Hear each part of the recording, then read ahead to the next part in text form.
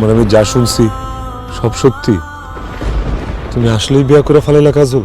হ্যাঁ, কইরা ফেলাইছি। আর এই যে পাশে দেখতেছো, উনি আমার স্বামী। ওনার নাম জামাল, উনি ইটালিতে থাকে। আমি কয়েকদিন পর ইটালি যামুগা। এইসব তুমি কি কইতেছো কাজল? এমন তো কথা ছিল না। তোমার তো বিয়ে হওয়ার কথা ছিল আমার লগে, তোমার স্বামী হওয়ার কথা ছিল তো আমার, তোমার পাশে এইভাবে দাঁড়ায় থাকার কথা তো ছিল আমার। তুমি কেন তোমার কথার বরখেলাপ করলা?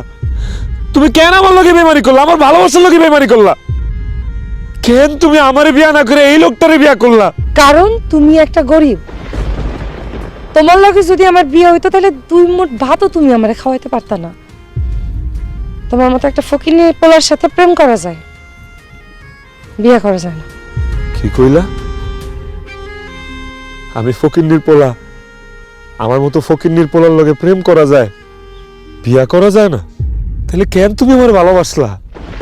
কেন তুমি আমার স্বপ্ন দেখাইলা যে তোমার লগে আমার বিয়ে হইব, আমরা দুজন সংসার করু, তুমি আমি সারা জীবন একসাথে থাকু?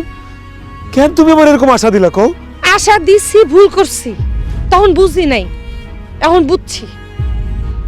এখন বুঝছি যে তোমার লগে আসলে ওই ছোটবেলায় খেলাধুলা করতাম, পড়াশোনা করতাম, ওইটা আলাদা হিসাব। খেলার সাথী আর জীবন সাথীর মতো অনেক তফাৎ। এই জন্য বলতেছি, তুমি আমারে ভুইলা যাও। না না, আমি তোরে বলতে পারব না কাজল। আমি জানি এগুলো তোর মনের কথা না, এগুলো তোর মনের কথা না, একটাও মনের কথা না, এগুলো সব তোর মুখের কথা। এগুলো আমার মনের কথা। খামাখা ঝামেলা করো না, আমার স্বামীর বাড়িতে যেতে দাও। অসম্ভব।